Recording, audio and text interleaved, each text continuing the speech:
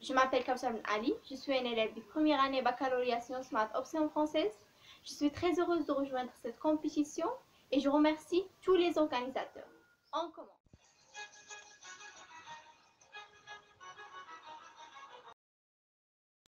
Notre sujet, comme vous avez vu, est le roman autobiographique La boîte à merveilles.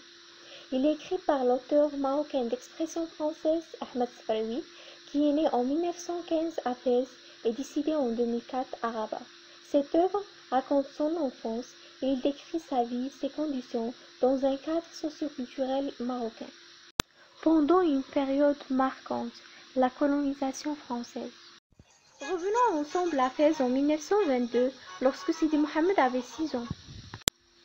Le petit enfant, seul, fragile et rêveur, habite à Dar Chouafa avec sa mère Lelle Zoubida, une femme querelleuse et superstitieuse de 22 ans, et son père Ma'alem Islam, un homme sage et pieux.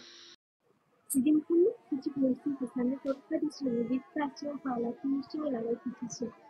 Le bain mort, les sanctuaires, par exemple de Sidi Bouraleb, et la boîte à merveilles représentent son monde préférable. Un événement heureux casse les sentiments de haine et d'amertume. C'est la fête de Ashura. La joie envahit tout le quartier, notamment d'Ashura et ses locataires, Sidi Mohamed et sa famille, Fatma Dizouia et son mari le jardinier, Rahma et Idriss Laoued et leur cuisine. Et n'oubliez pas la voyante, la principale locataire. La solitude et la souffrance reviennent une deuxième fois, cette fois-ci à cause du départ du père aux environs de Fès pour travailler comme moissonneur, après qu'il avait perdu son capital au souk, en laissant sa famille trempée de soucis.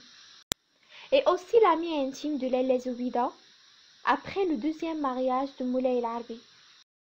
Après une période de séparation, le père revient, Moulay El Arbi divorce la fille du coiffeur. Sidi Mohamed entre dans son monde imaginaire et les deux familles retrouvent la tranquillité. J'ai adoré cette œuvre car elle peut refléter aux étrangers nos valeurs, citant la solidarité et le voisinage. Il nous accroche au rôle de la famille, surtout le père qui représente le soutien, la sécurité et la force. Et il insiste sur la nécessité de changer les mentalités superstitieuses et éviter les disputes devant les enfants, car il peut avoir un effet négatif sur leur comportement. Enfin, cette œuvre traite plusieurs aspects de notre société. Je vous présente mes sincères remerciements de me donner l'opportunité de participer à cette compétition. Merci.